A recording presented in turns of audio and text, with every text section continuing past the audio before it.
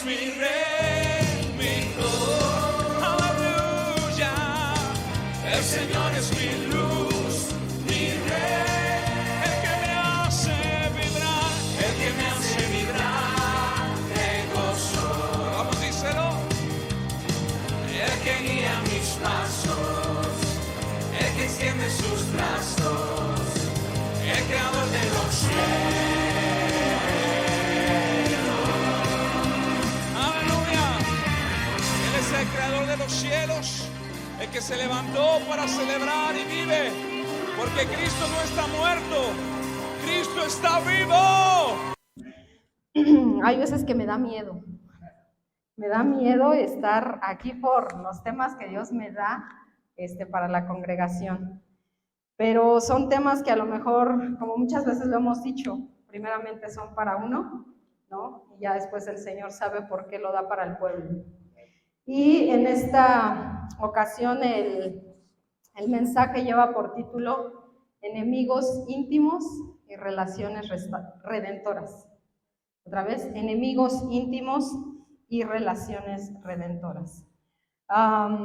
Creo que después de toda la pandemia, de todo lo que surgió en pandemia, hoy el mundo está con la secuela, ¿no? La secuela de ese encierro, la secuela de no haber aprendido a relacionarnos. Hoy en día se escuchan más las relaciones tóxicas, las relaciones destructivas, ¿no? Y todo ese tipo de temas. Y para este mensaje quiero que vayamos ahí a Mateo capítulo 10, versículos 34 al 36. Mateo 10, versículo del 34 al 36. ¿Ya están ahí? Ahí en las pantallas, si lo podemos poner. Fíjense, dice, no penséis, palabras del Señor Jesús, no penséis que he venido para traer paz a la tierra. No he venido para traer paz, sino espada. Porque he venido para poner en disensión al hombre contra su padre, a la hija contra su madre, a la nuera contra su suegra. Y los enemigos del hombre serán los de su casa. Antes de continuar, me gustaría que pues aún la hermana Eli ya hizo una oración, pero pedirle al Señor que nos dé a todos ese discernimiento, amén, para entender este mensaje. Entonces cierra ahí tus ojos y vamos a pedirle, Espíritu Santo. En esta tarde, Señor, primeramente yo entrego todo conocimiento, toda emoción que pueda surgir de mi parte. Señor, que este mensaje sea entregado de manera íntegra, tal cual tu Espíritu quiere hablar a los corazones. Renuncio a todo conocimiento, a toda sabiduría, a toda experiencia, Señor, para que tu Espíritu Santo sea hablando, Señor, a través de mí, a los corazones de cada uno de los hijos de esta casa. Gracias, Señor, por la oportunidad que tú me das. Gracias por la oportunidad, Señor, que tú me has dado de entender, Señor, este mensaje primeramente. Te pido, Señor, que esta palabra no vuelva vacía, sino que a su tiempo sea fructificando en el corazón de cada uno de tus hijos. En el nombre de Jesús, amén. Bueno, entonces estamos viendo ahí que dice Mateo 10, palabras del Señor Jesús. Justo antes de enviar a los discípulos, amén. Dice, no penséis que he venido para traer paz a la tierra, no he venido para traer paz, sino espada. Qué contradictorio a veces, ¿verdad? El Señor Jesús dice que Él es el príncipe de paz, ¿no? ¿Por qué razón entonces el Señor Jesús, Él mismo diría que no vino a traer paz? En el contexto teológico, esta palabra habla de la intención primaria de Dios para la tierra, que es traer paz a través de Jesús entre Dios y el hombre. Esa es su principal intención. Pero ¿cuál es el resultado de la práctica? ¿Cuál es el resultado del actuar, de la obediencia del Señor Jesús, aún para conseguir que el hombre estuviera en paz con Dios? pues justamente es que seamos imagen, ¿no? Imagen y semejanza de Jesús en la tierra. Y cuando hablamos de ser la imagen, esta parte creo que es algo que Dios me ha dado a mí mucho, que me ha hablado mucho, y que es que ser imagen y semejanza estamos hablando de volvernos, de formarnos, algo que no somos, ¿no? Porque lo perdimos. Entonces habla de esa formación o de una restauración de la deformación de lo que fue el carácter, ¿no? A través de la consecuencia del pecado y la maldad. ¿Qué generó eso? Es una deformación del carácter que teníamos y que ya no tenemos a causa del pecado. Algo peculiar en esta cita es lo que dice ahí, ay, perdón, ya perdí la... Mateo 10:34. Algo peculiar y que me llamaba mucho la atención a mí en estos versículos es que dice que ha venido para traer ¿qué? No, dice, no he venido a traer paz, siendo yo el príncipe de paz, para reconciliarte a ti con Dios, no he venido a traer paz, sino ha venido a traer ¿qué? Espada. Y la espada sabemos que es la principal arma de ofensiva, ¿no? De los soldados en ese entonces, en la antigüedad. Pero me llamaba mucho el significado o la transliteración de la palabra en este versículo, y viene del griego mage o majaira, que significa batalla, conflicto, guerra, controversia o contienda. En el contexto teológico muchos sabemos que esta parte aplica para aquellos que nos hemos vuelto al Señor y tenemos familiares inconversos, ¿no? Viene esa guerra, viene esa batalla, viene esa disensión, ese conflicto. Pero yo quiero hacerles una pregunta hoy. ¿Aún en las familias cristianas sigue habiendo disensiones? Aún en la familia cristiana, cuando todos conocemos del Señor, ¿sigue habiendo contiendas? ¿Sigue habiendo guerras? ¿Y por qué creen que sea? Porque Jesús vino a traer eso, ¿sí?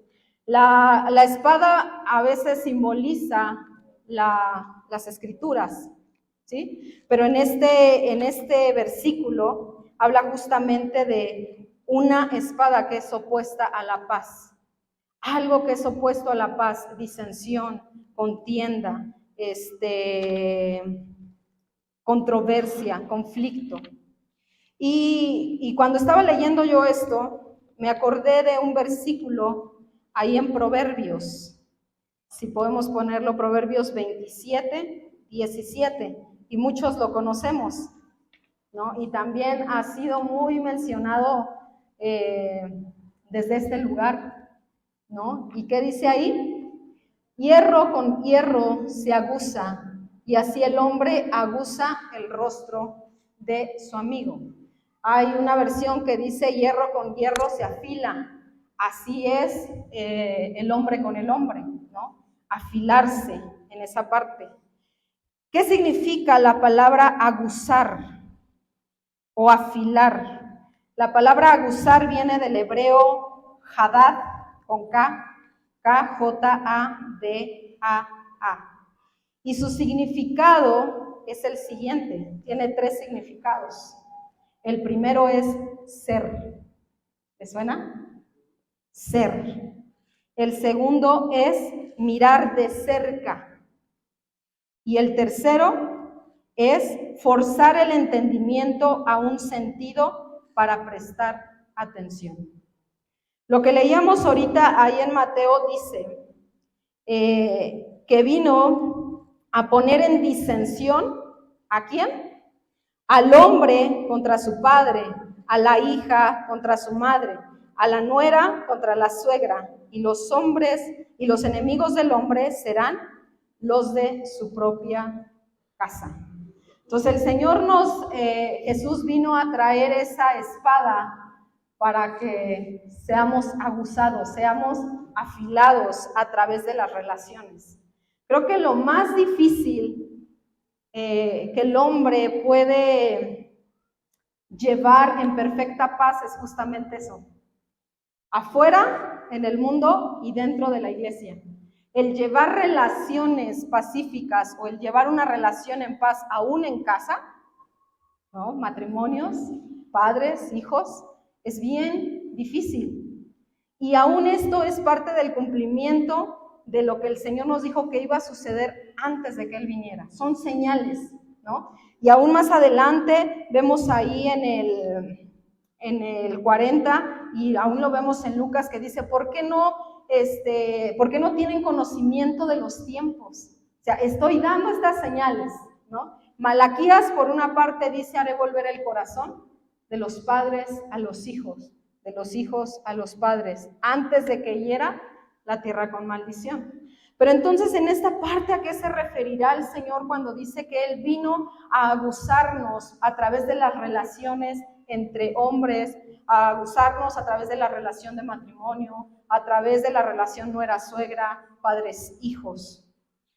Y justamente podemos verlo desde el Génesis, ¿no? Desde el Génesis hasta el Apocalipsis podemos ver que Dios nos hizo con una necesidad de relacionarnos. Dice la palabra que Dios dijo, no es bueno que el hombre esté solo. Dios nos formó con la necesidad de relacionarnos. Si Dios hubiera querido que hubiésemos aprendido solamente a través de su palabra o solamente a través de la comunión con Él, pues nos hubiera hecho seres más entendidos en la lectura, ¿no? O con más deseos de leer, o con más capacidad de retención. Sí, es importante la lectura de la palabra, es importante la comunión con el Padre, pero en igual medida es importante las relaciones, ¿sí? En igual medida. ¿Para qué? Porque no es bueno que el hombre esté solo. Es necesario. El hombre necesita al hombre para formarse a imagen y semejanza de Cristo. Por eso dice esa parte, ¿no? Abusar. ¿Por qué? Porque en la medida en la que nos relacionamos con los demás, estamos seguros que cuando hay esa fricción, ¿no? Entre hojas, ¿qué sucede? Podemos mirar más de cerca nuestros errores. Podemos prestar más atención a los defectos de la persona, ¿no? Podemos prestar atención a los defectos de carácter. Si solamente tuviéramos la relación con el Padre a través de las Escrituras, hay cosas muy específicas que el Señor va a tratar en la cuestión de nuestra espiritualidad y de nuestro carácter. Pero ¿dónde es donde más se forja o donde más se forma el carácter del hombre? A través de las relaciones. Entonces, desde Génesis hasta Apocalipsis podemos ver completamente que la Biblia está llena de ejemplos que contienen consecuencias, que contienen resultados acerca de las relaciones de los hombres, ¿no? Consecuencias de la convivencia del hombre con el hombre. Y ejemplos muy sencillos, ¿no? Que quiero poner sobre la mesa para que a lo mejor lo tengamos así un poquito recordándolo y ver cuáles son esos aspectos, ¿no? Que el Señor usa. El primero de ellos lo encontramos con Abel y Caín. ¿Cuántos recuerdan esa historia de Abel y Caín? El corazón de un hombre íntegro delante de Dios que presenta una ofrenda agradable, y el corazón de otro hombre, ¿no? De un hombre que no le gustó la respuesta que obtuvo, ¿sí? Una relación entre hermanos, en los cuales los dos se disponen a presentar una ofrenda, y solo uno provocó aceptación de Dios en esa ofrenda, que fue Abel. Esa aceptación hizo que fuera ese hierro que aguzara a Caín. Pero ¿cuál fue el problema de Caín? Que Caín no miró de cerca. Caín no prestó atención en su deficiencia de carácter. ¿Cuál era esa deficiencia de carácter en ese momento? La envidia, ¿no? Que entró envidia, celo, y no la corrigió a falta de esa agudeza.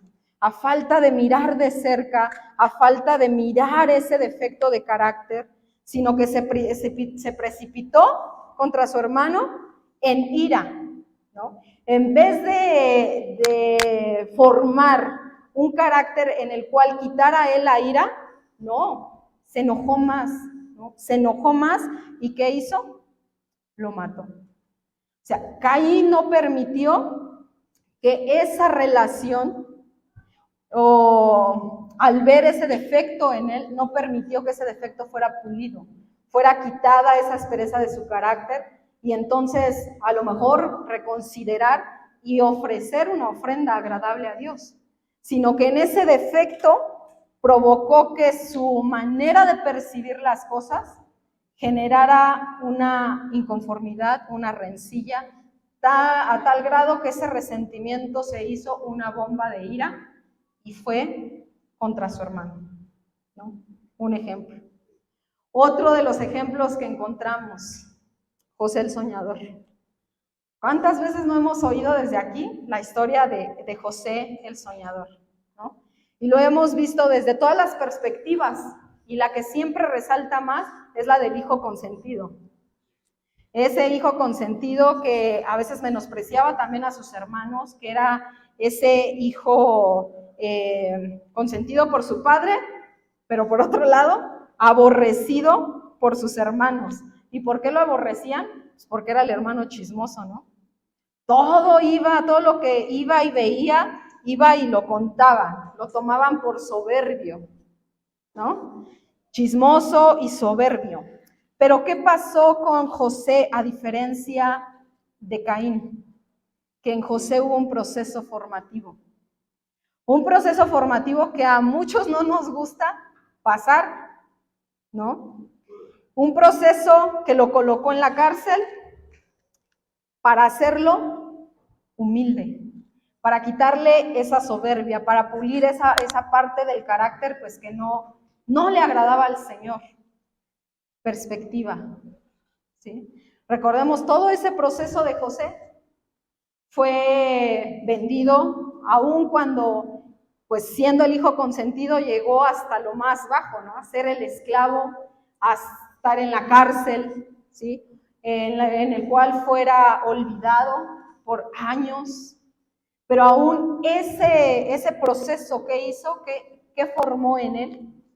Formó al hombre que Dios quería para usarlo para ser un preservador de vida. Otro ejemplo que también se ha predicado muchísimo desde el altar y que al pastor le gusta mucho, yo creo que es el as del pastor, David, ¿no? La historia de David, el proceso de formación para ser un hombre conforme al corazón de Dios. Un proceso que va desde su ungimiento, en el cual sus hermanos también lo menospreciaron, su padre también lo menospreció, por a lo mejor su edad, su tamaño, su oficio, hasta el momento en el cual llega la muerte de Absalón. Un proceso que tomó también muchísimos años. Un proceso en el cual, ¿cuántos recuerdan esa parte en la que David va a darles de comer, a llevarles de comer a sus hermanos, y estaba el gigante Goliat, ¿no? ¿Y qué es lo que le dice a su hermano? ¿No conozco yo acaso tu soberbia? ¿No? ¿Qué tanto es lo que hablas ahí con los soldados? ¿Te crees el muy, muy? ¿Te crees el las puedo todas? ¿No? Traducción Pastora Carla. Un David que, viendo como un incircunciso estaba atacando o atemorizando al pueblo de Dios, él habló palabra y dijo, ¿cómo este incircunciso va a venir a atemorizar al pueblo de Dios? Y empezó a posicionarse, ¿no? Y entonces es ahí cuando su hermano Eliab pues se levanta enojado y le dice, ¿no conozco acaso tú tu soberbia? ¿Qué has venido? ¿De chismoso? ¿No? Prácticamente le dijo eso. ¿Vienes de chismoso a ver cómo va la guerra? A ver si ya estamos vivos, si estamos muertos, ¿no? ¿A qué vienes, David? Conozco yo cómo eres. Pero sin en cambio fue un proceso de largos años en los cuales sus enemigos fueron los de su propia casa. Se levantó la espada de su propia casa. Se levantó su hijo Absalón en contra de él. Cada situación trajo su consecuencia, una consecuencia que al final formó a un hombre conforme al corazón de Dios. Hablaba un pastor y ponía este ejemplo, ¿no? Un David que fue aún menospreciado por su rey, porque aún en ese momento en el cual él va a dejarle comida a sus hermanos, aún Saúl le dice, ¿quién es ese? Aún cuando David ya tocaba para él, ¿sí? ¿Tocaba para qué? Para que ese espíritu que lo atormentaba fuera quitado de él. Pero aún así en esa soberbia, ¿qué pasó? Saúl dijo, ¿quién es ese? Un David que no fue reconocido, un David que fue pues denigrado hasta cierta parte, porque si alguien conoce tu trabajo y no es reconocido, pues a veces viene esa sensación, ¿no? Entonces, llega el momento en el cual David sigue tocando para Saúl, pero a causa de lo que el pueblo hablaba acerca de David, que Saúl había matado a miles y David a sus 10,000, ¿qué pasó en Saúl? Su corazón se llenó de celo también y arremetió contra él. Aún David tocando el arpa, ¿él qué hacía? Lanzar lanzas, ¿no? Y a veces las lanzas son las palabras que decimos. ¿Y qué hacía David? Las esquivaba. Entonces, imagínense que David hubiese respondido al ataque de Saúl. ¿Hubiese sido ese hombre conforme al corazón de Dios? ¿No? Sin en cambio, ¿qué hizo que fuera un hombre conforme al corazón de Dios? Que aún a pesar de esa rencilla, que a pesar de que su enemigo era íntimo, ¿sí? Que a pesar del que le estaba lanzando las lanzas, era su jefe, ¿sí? ¿Qué fue lo que hizo David? No responder, simplemente esquivar. Entonces vemos un David cuyo proceso de formación lo lleva hasta que lo persigue su hijo Absalón para querer matarlo. Y al final las respuestas que da David ante todo esto de no tomar venganza, de no tomar justicia en su propia mano, lo lleva a ser el hombre conforme al corazón de Dios que habla la palabra. Otro ejemplo, el Señor Jesús. Discipulando, conviviendo y amando a la persona que lo negaría, a la persona que dejaría de creer en él, a la persona que lo traicionaría, que lo entregaría. Personas que eran necesarias en su vida para cumplir el propósito y la misión que el Señor tenía. ¿Sí? A veces nosotros creemos que no necesitamos a nadie o que no necesitamos de la gente, creemos que el Señor es nuestro suficiente y sí, es nuestro suficiente, pero otra vez Dios nos hizo con una necesidad de relacionarnos. No es bueno que el hombre esté solo. Y cuando viene a nuestro pensamiento esa parte de que no necesitamos más que la comunión de Dios, más que la lectura de la palabra, entonces nosotros nos estamos haciendo autosuficientes, egocéntricos, ¿no? No, yo no necesito convivir con nadie, yo soy perfecto, ¿no? No necesito ser pulido por otro hombre, por otra mujer, no necesito ser pulido por mi esposo, por mi esposa, por mis hijos, por mi suegra, ¿sí? A veces creemos que no lo necesitamos, mas sin en cambio, aún en la iglesia primitiva, podemos ver que las relaciones son necesarias.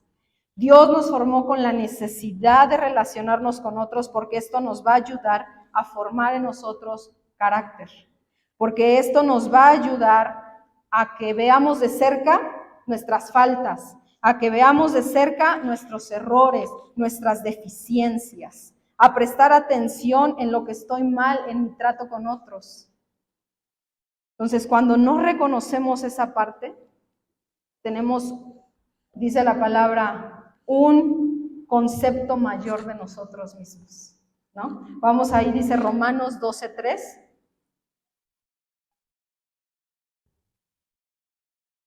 Y a veces así está la iglesia.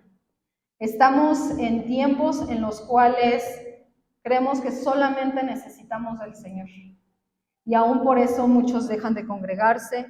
Y dice ahí, digo pues, por la gracia que me es dada a cada cual que esté entre vosotros, o sea, a todos los que estamos aquí, dice, que no tenga más alto concepto de sí que el que debe tener, sino que piense de sí con cordura, conforme a la medida de fe con que Dios repartió a cada uno.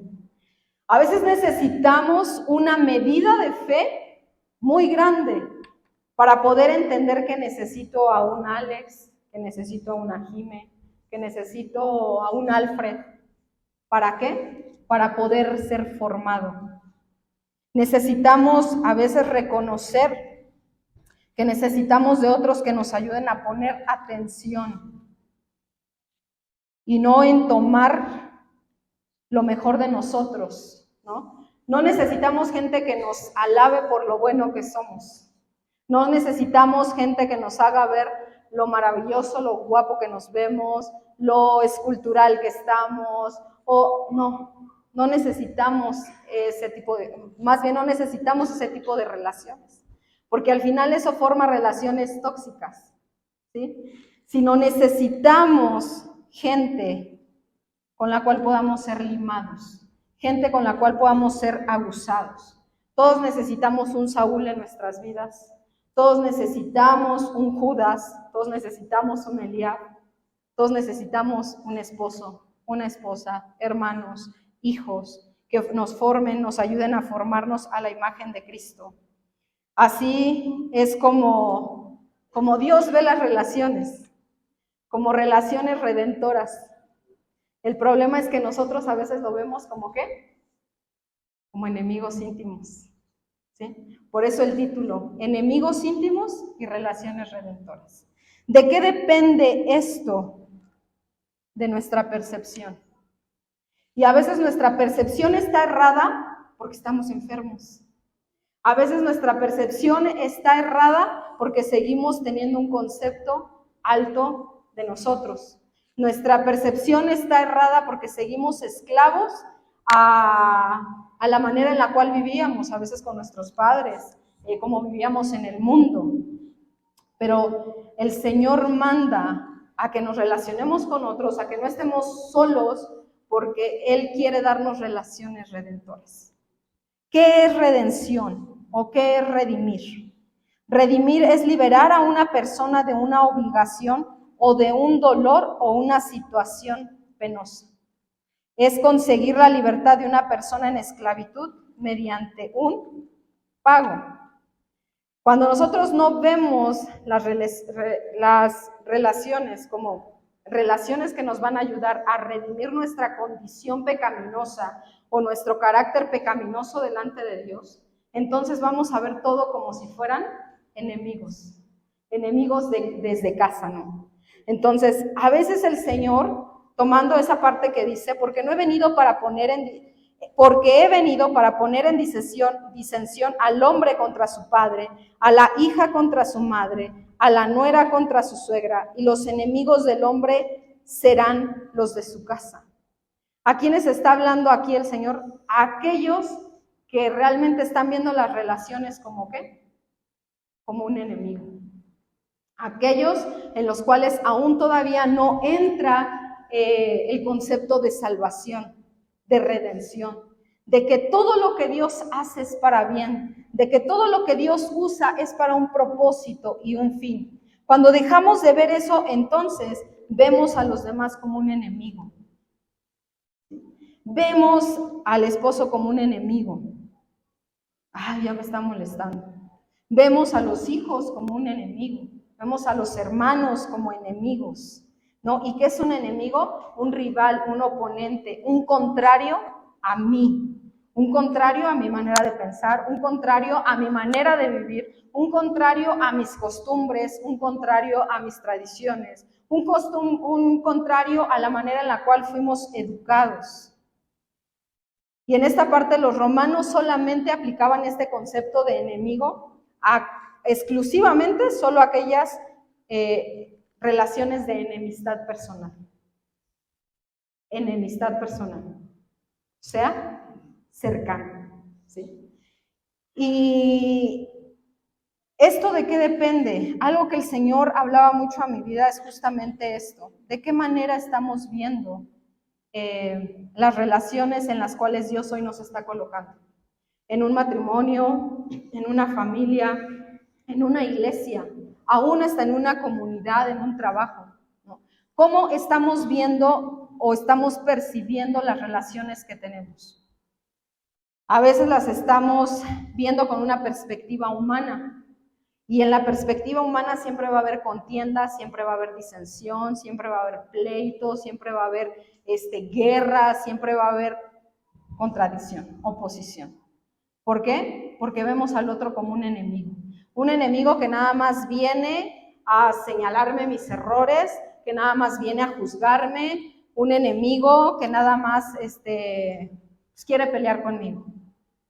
Pero si nosotros empezamos a pedirle al Señor que nos dé una perspectiva divina de las relaciones en las cuales hoy día estamos, créanme que vamos a ver esas relaciones con un propósito de formación. Y vamos a dejar de tener problemas en la iglesia, ¿sí? Porque hoy la iglesia está pasando una situación, vean, ¿no? Hay gente que ya no ha venido, hay gente que se siente ofendida, ¿no? Cuando es expuesta a lo mejor en su carácter por otro hermano, ¿sí? Hemos empezado a vernos entre iglesia como enemigos, cuando tendríamos que vernos como un cuerpo que aporta a obtener una formación, una redención de nuestro carácter. Tenemos una perspectiva a veces humana de estas relaciones. ¿Por qué? Porque seguimos siendo esclavos. ¿Esclavos de qué? Esclavos de las experiencias, ¿no? Ay, es que yo recuerdo cuando la maestra me quitó mi paleta y yo me la estaba comiendo muy bien, íbamos a hacer examen y me quitó mi paleta. Entonces ahora cada que me como una paleta no quiero ver a nadie, ¿sí? Ay, es que, no sé, una vez quise saludar a mi mamá con un abrazo y mi mamá me dijo, ay, ¿ahora qué quieres? ¿Sí? A veces empezamos a ver, o seguimos viendo más bien, las relaciones que tenemos entre hermanos, entre comunidad y aún entre familia, por las experiencias o por la herencia que tenemos de nuestra familia, ¿no? Esas experiencias. Ah, porque así es el carácter, o XY. Seguimos portando esas viejas vestiduras. Aun cuando nos decimos que somos cristianos, seguimos portando harapos espirituales, que son un lastre en nuestra formación, que son un lastre en nuestras relaciones, que son un lastre para alcanzar el propósito de Dios para nosotros. Para tener una perspectiva divina acerca de las relaciones y ver la relación, la comunión entre hermanos, la comunión entre la suegra, la comunión entre el esposo y la esposa, ¿qué es lo que tenemos que hacer para poder ver esas relaciones redentoras? ¿Quieren saberlo? Porque no los veo muy interesados, ¿no? Como que se están durmiendo. A ver, párense tantito, ya como que hace un poco de calor. Estírense un poco, porque ahí viene lo mejor, ¿no? Ahí viene la dosis que necesitamos para quitarnos el harapo. La dosis que necesitamos para romper con la perspectiva humana acerca de nuestras relaciones. La dosis que necesitamos para dejar de ver a mi esposo como un enemigo, para dejar de ver al hermano como un enemigo en la iglesia, ¿sí? ¿Cuál es esa dosis que necesitamos? Vamos ahí a Colosenses, capítulo 3.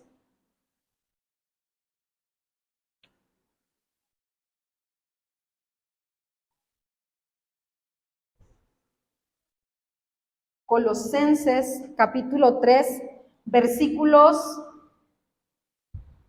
del 12 al 17. ¿Cuántos de ustedes, no me contesten, no levante su mano, ahí examine su corazón?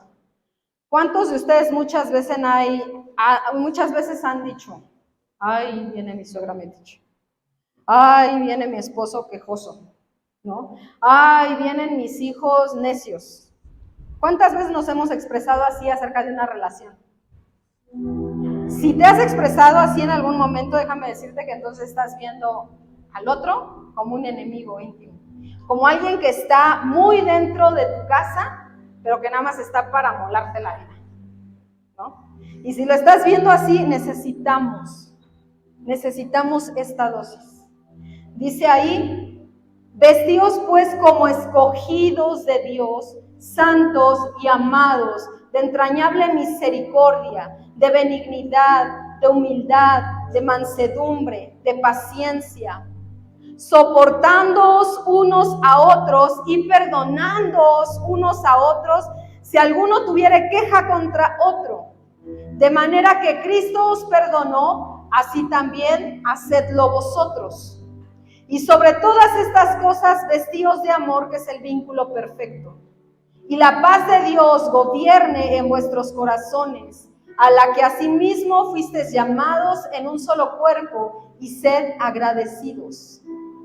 La palabra de Cristo mora en abundancia en vosotros, enseñándoos y exhortándoos unos a otros en toda sabiduría, cantando con gracia en vuestros corazones al Señor, con salmos e himnos y cánticos espirituales. Y todo lo que hacéis, sea de palabra o de hecho, hacedlo todo en el nombre del Señor Jesús, dando gracias a Dios Padre por medio de Él. Otra vez vamos al versículo 2. Vamos a irlo desglosando. ¿Cuál es la dosis que necesito para empezar de ver a los demás como mis enemigos y verlo como una relación que pueda revivirme? Lo primero dice, vestidos pues como escogidos de Dios, santos y amados, de entrañable ¿qué? Misericordia. Hoy hemos dejado de ver a los demás con misericordia. Hemos dejado de verlos como Dios los ve. Hemos dejado de ver que ellos también han sufrido. Hemos dejado de ver que ellos también tienen pruebas, que tienen luchas, que a veces también están en un proceso de formación. Hemos dejado de ver misericordia en los demás. Y ese es el principal punto que tenemos que poner en práctica, empezar a ejercer. Ver a los demás con misericordia. Yo no sé qué traigas tú hoy. Yo no sé por qué a lo mejor la respuesta que tú tengas en tu carácter, ¿no? O por qué esa respuesta hostil, o por qué esa respuesta dura, por qué ese distanciamiento, esa frialdad, o por qué esa, pues sí, manera a veces de responder tan hostil que tenemos, ¿no? ¿Por qué? Porque aún yo creo que también muchos están pasando procesos como nosotros. Pero cuando no nos ponemos en la posición del otro, es bien fácil decir, vienen a juzgarme, vienen a criticarme, vienen a decirme, a ver solo mis defectos. Pero sin en cambio, cuando nosotros empezamos a ver al otro con misericordia y entendemos que a lo mejor el otro también está en un proceso como el que yo estoy, de formación, porque hierro con hierro se afila.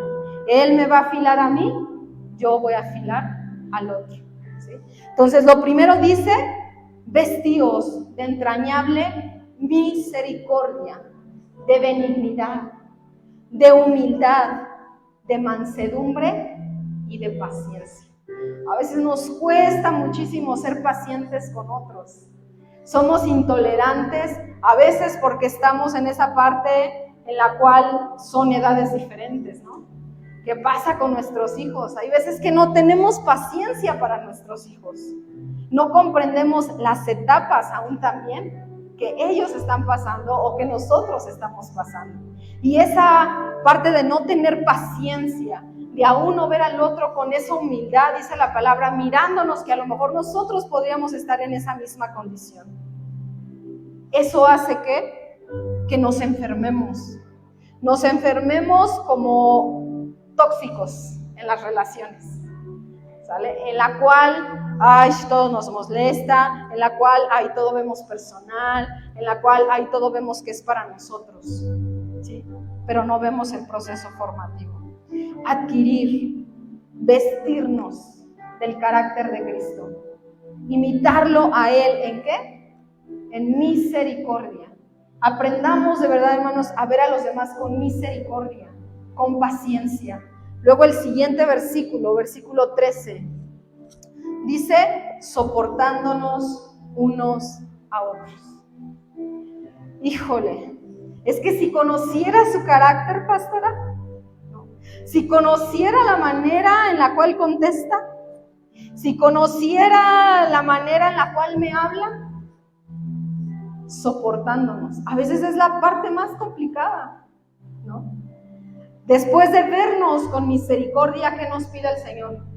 Sopórtense. Porque no quiere decir que el que tú lo veas con misericordia el día de mañana no te va a volver a contestar igual, o no te va a volver a decir lo mismo. Pero sin en cambio tienes que soportar. Soportar. Y lo más importante, ¿qué dice ahí? Perdonándonos. Para llegar a esa parte del perdón, híjole, a veces tendría que venir el Señor o revelarse en la cruz otra vez y poder mostrarnos la cruz que llevó por nuestra causa, las heridas que llevó por nuestra causa, para poder sensibilizarnos y ofrecer el perdón. Y ojo, porque aquí no dice, perdona cuando tu hermano venga y te pida perdón por la ofensa que hizo. Hay veces que ni siquiera el hermano sabe que nos ofendió. Hay veces que el esposo ni siquiera sabe que nos hirió. Hay veces que los hijos no saben que su comportamiento nos lastima. Hay veces que no lo saben, porque es tu proceso. Ellos están en otro.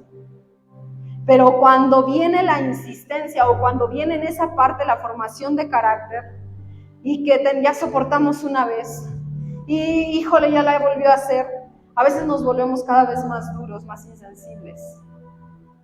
No, hay veces, ayer decía mi hija, es que repite la misma actitud y cada vez que lo haces me molesto más. ¿Por qué? Porque no perdonamos. O sea, soportamos y a lo mejor ahí vamos bien, ¿no? Vamos soportando las caras, vamos soportando las actitudes, vamos soportando los comentarios, vamos soportando las prédicas. Pero el problema es que no perdonamos. O creemos que perdonamos, ¿no? Porque decimos, sí, lo perdono. Pero ahí lo traes. Dicen por ahí, ¿no? Perdono, pero no olvido. Y el Señor no te manda que lo olvides. Porque si eso quisiera el Señor, pues así con un chasquido de Thanos, y nos hace olvidarnos de todo. Pero ¿por qué? ¿Por qué no podemos olvidar? Porque aún es imitar al Señor Jesús. ¿Qué fue lo que hizo el Señor Jesús? Y en esa parte quiero que realmente lo imagines. El Señor Jesús en la cruz del Calvario, diciendo estas palabras: perdónalos porque no saben lo que hacen. Señor Jesús no necesitó que Pedro le fuera a pedir perdón. El Señor Jesús no necesitó que los romanos, que no entendían lo que estaba pasando ahí, le dijeran: Señor Jesús, perdónanos, mira, vamos a echar suerte sobre tu ropa a ver quién saca más ventaja. El Señor Jesús no necesitó un acto en el cual a él fueran a decirle: Señor Jesús, perdóname. El Señor Jesús, ¿qué fue lo que hizo? Automáticamente brindó un perdón. ¿Que lo merecían? No.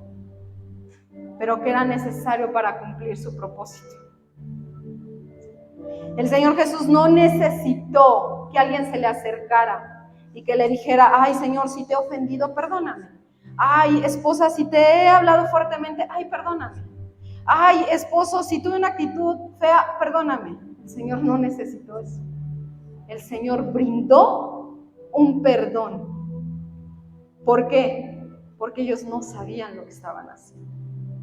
A veces tú y yo no sabemos lo que estamos haciendo, o otros no saben lo que están haciendo. pero no lo tomamos tan personal. No, lo aferramos tanto y se genera una raíz de amargura por falta de perdón. Porque, híjole, a ver, ya dije te perdono, pero no lo olvido, ¿no? Ya me la volviste a aplicar de la misma manera y decía mi hija, ¿no? Y me enojo más. Y entonces eso va provocando una dureza, ¿se acuerdan? Una dureza en el corazón. Pero sin en cambio, esa es la actitud. Una actitud en la cual no importa cuántas veces tengan la misma actitud, estamos en un proceso. Considerémonos en misericordia, soportándonos los deslices que a lo mejor llegamos a tener con intención o sin intención porque no sabemos lo que están haciendo. Pero sobre todo, perdonándonos. ¿No? Perdonándonos unos a otros. Y dice la palabra, y si alguno tuviere queja, ¿sí? O sea, si tú tienes queja porque tu esposo te hizo, si tú tienes queja porque tus hijos te dijeron, si tú tienes queja porque la suegra te hizo, perdona. ¿Sí? Perdona, así con esa fluidez que el Señor Jesús lo hizo, perdona. No te pido que olvides. Pero ¿sabes qué provocó esa actitud del Señor Jesús en la cruz? Cuando Él dijo, perdónalos porque no saben lo que hacen. Yo no te pido que olvides. Al contrario, recuérdalo. Recuérdalo más, cuanto más te duela mejor. Porque entonces sí vas a poder decir, Señor, quiero parecerme más a ti. Señor, no te pido que me vengues. No te pido que le pagues conforme a sus hechos. Señor, ten misericordia. ¿Sí? Porque esa es la actitud de la cruz. Esa es la actitud de la cruz. No olvidas, porque no es fácil perdonar una ofensa, pero que esa relación o que esa ofensa, en medio de esa relación que trató el Señor de usar para perfeccionar tu carácter, puedas usarlo realmente para hacer esa imagen y esa semejanza. Imitémoslo a Él. Imitémoslo a Él porque en Él no hay error. Porque imitándolo a Él no va a haber desacierto en nuestro caminar. Porque a Él también le costó. Él estaba en una cruz, sufriendo, siendo traspasado, con un cuerpo totalmente desfigurado. ¿Pero qué hizo? Brindó un perdón que ellos no merecían. Brindó un perdón sin siquiera exigirse, vénganse a poner a cuentas conmigo. Perdonemos y aun cuando no podamos olvidar, que sea mayor la misericordia. Que podamos pedir por aquel que nos ofendió, que nos hirió, que nos lastimó, para que no le sea contado y para que no reciba la consecuencia de sus delitos. Porque esa es la misericordia. Dice, de la manera en que Cristo nos perdonó, así también hacedlo vosotros. Yo quiero que en esta tarde le demos lugar al Espíritu y en esta tarde darle lugar a la cruz. Porque dice ahí, de manera que Cristo os perdonó. Porque cuando Cristo ofreció ese perdón, lo hizo aún también por nosotros, que aún no le conocíamos y que estuvimos envueltos en delitos, en pecados, en deseos, en pasiones. Pero aún así, su perdón alcanzó generaciones. El problema es que si seguimos nosotros viendo las relaciones que tenemos como enemigos íntimos o a las personas que tenemos como enemigos íntimos, eso que traemos también va a afectar nuestras generaciones. Esa esclavitud que tú traes por la cual no puedes soltar o no puedes ser formado en el carácter de Cristo, eso en lo cual todavía te esclaviza, tus costumbres, tus tradiciones, la manera en la que te educaron tus padres, tus heridas, todas esas esclavitudes que crees, van a seguir tus generaciones. Pero sin en cambio dice, de la manera que Cristo os perdonó, así también hacedlo vosotros. Si al día de mañana queremos que nuestros hijos, nuestras hijas tengan relaciones redentoras, necesitamos aprender a ser redimidos por personas que Dios va a usar para formar y para moldear nuestro carácter. Luego el siguiente dice, el versículo 14, y sobre todas estas cosas, ya así para concluir, la cereza del pastel, ¿no? Ya que viste con misericordia al otro, ya que soportaste una y otra vez sus faltas y no las guardaste, sino que perdonaste, y cada que te acuerdas de ellas pides misericordia, dice el Señor, a eso ponle la cereza, que es, vístete de amor en un vínculo perfecto. ¿Por qué tendría que ser un vínculo perfecto? Porque es bueno que el hombre esté solo. Porque es formación, porque es redención, porque es que el Señor nos haga a su imagen, a su semejanza, en un vínculo perfecto. Porque no fue casualidad el que seamos parte de esta congregación. Porque no es casualidad tener los hijos que tenemos. Porque no es casualidad tener el esposo o la esposa que escogimos. Es un vínculo que para Dios es perfecto. Porque en ese vínculo vamos a ser perfeccionados. Es un vínculo perfecto. Pero aún en eso, ¿qué tenemos que hacer? Vestidos en amor. Pero pastora, ¿cómo me pides eso? Después de que me ofendió, después de que lo volvió a hacer, después de que cada que tiene esa actitud me acuerdo de cómo me sentí y que todavía tengo que perdonarlo, porque si no lo perdono, pues Dios no me va a perdonar. Después de todo eso, ¿cómo me pides que me vista de amor? A veces la parte más difícil es eso. Lo que tenemos que hacer para restituir. Cuando hablamos acerca de amor, cuando hablamos acerca de un vínculo, yo te quiero hacer una pregunta. Al final de todo esto, dice que el fin es que Él iba a traer paz, ¿no? A lo mejor a través de estas relaciones nos íbamos a sentir divididos, en contiendas, pero al final iba a fructificar la paz, porque Él es el príncipe de paz. Yo te pregunto, ¿qué es más o qué te da más paz? ¿Vivir con una rencilla en tu corazón? ¿Vivir con una falta de perdón? ¿Vivir con una actitud de enojo, de ira, de contienda, de rencilla? ¿O vivir en paz a través del perdón? ¿Qué es mejor? ¿Vivir con esa atadura de falta de perdón o realmente vivir en un vínculo de paz y amor? Entonces, ¿por qué no lo hacemos? ¿Por qué si es más agradable estar en paz? ¿Por qué si es más agradable estar en amor? Nos cuesta tanto trabajo. Yo no sé ahorita quién esté o qué relación te venga a tu cabeza. Yo no sé qué persona que hayas considerado un enemigo íntimo ahorita venga a tu cabeza. Pero yo quiero que le demos lugar a la cruz. Que así como Él nos perdonó, así también nosotros hagamos. El siguiente versículo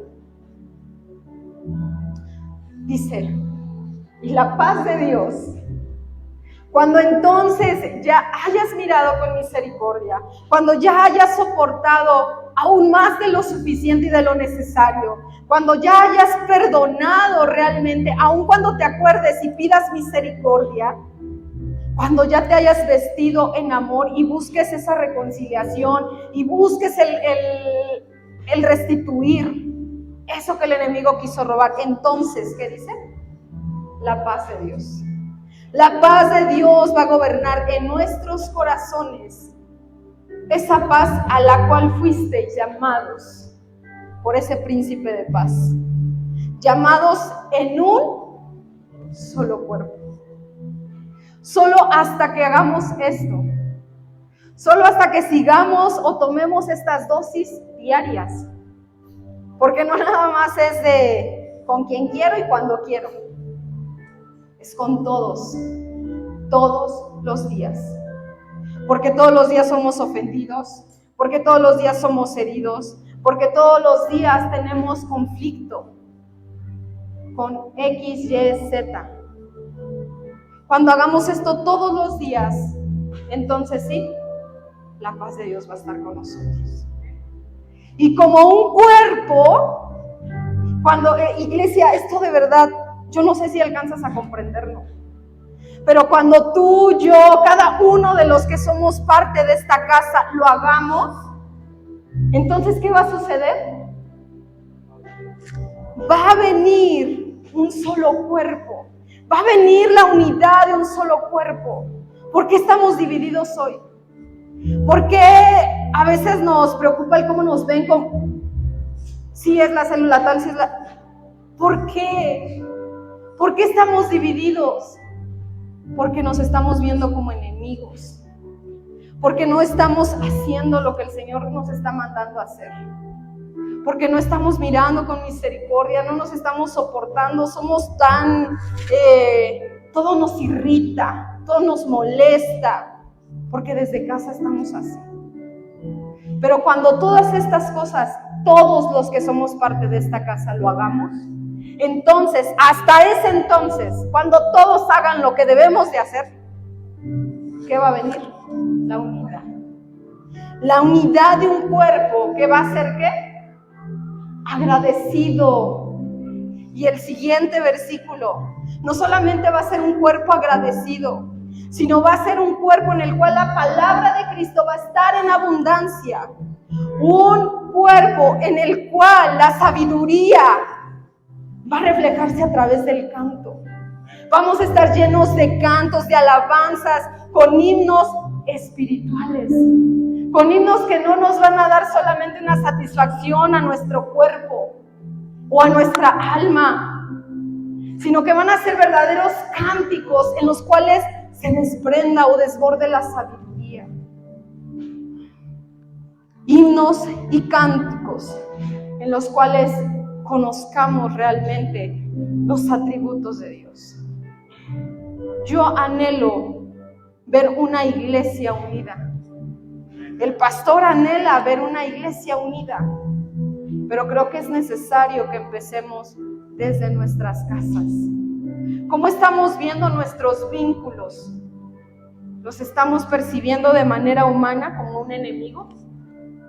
¿O realmente le estamos dando lugar al Espíritu para que en medio de esas situaciones podamos ver lo bueno, lo agradable, lo perfecto de un vínculo que Dios juntó, unió, y poder así formar un carácter? Para poder así tener una relación que redima, que me redima a mí, que te redima a ti, que redima a aquel que va a venir. ¿Cómo nos estamos viendo? Yo quiero que allí en tu lugar cierres tus ojos. Y si tú has visto a los demás como un enemigo íntimo, que tú le pidas al Señor que te deje ver la cruz. A veces lo único que necesitamos otra vez es volver a ver la cruz, para poder imitarlo a Él, para poder darnos cuenta que ni yo lo merecía,